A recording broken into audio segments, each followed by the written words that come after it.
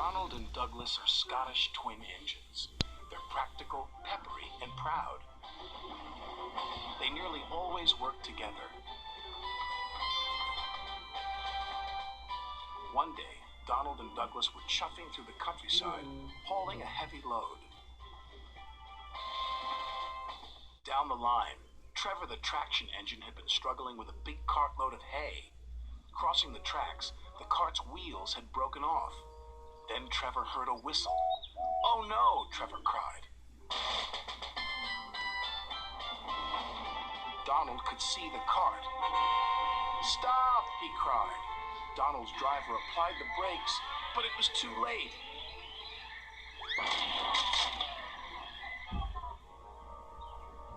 Luckily, no one was hurt. "Stop being pushy," Donald snapped. "Don't call me pushy," Douglas snapped back. "You shouldn't have pushed me into the cart," huffed Donald. "You pulled me, you mean," argued Douglas. "Didn't. Did. Did not. Did too." Before long, the track was cleared, and Donald and Douglas were on their way.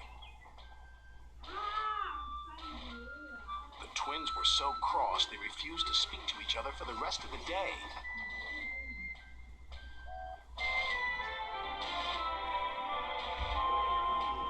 The next day, Sir Topham Hatt needed an engine to help Duck at the smelter's yards.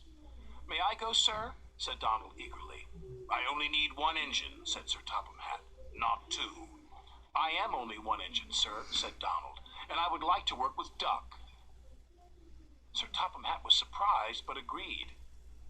Thomas was worried. "Won't you miss one another?" he asked. "I know I'd miss Annie and Clarabelle. I'll work better on my own," sniffed Douglas. "I have work to do," huffed Donald. At first, Donald enjoyed working with Duck.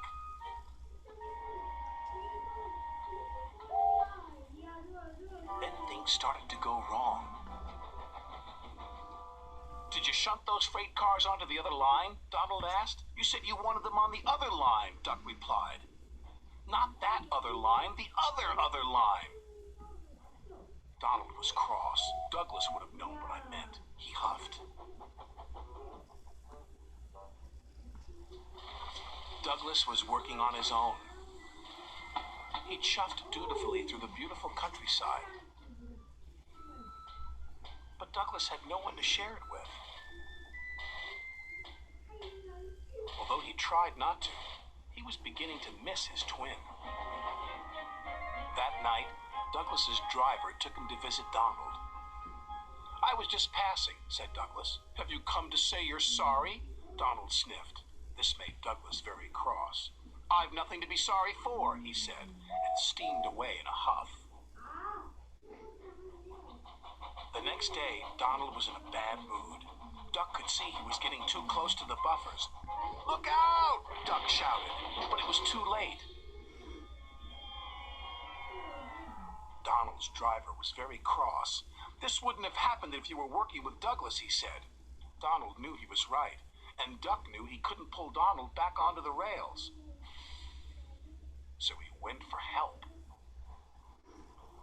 Douglas was sadly finishing his work as Duck steamed into the depot. "Donald is in trouble," said Duck. "Donald in trouble," Douglas cried. "I'm on my way." And he steamed off as fast as he could.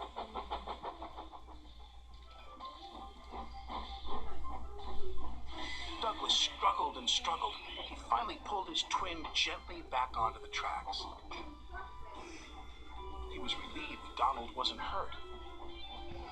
"Thank you," Donald said, "and I'm sorry." "No, I'm sorry," said Douglas. "I'm sorry," insisted Donald. "Don't argue about who's sorry," chuckled Duck. "Just be glad you're back together." And they were.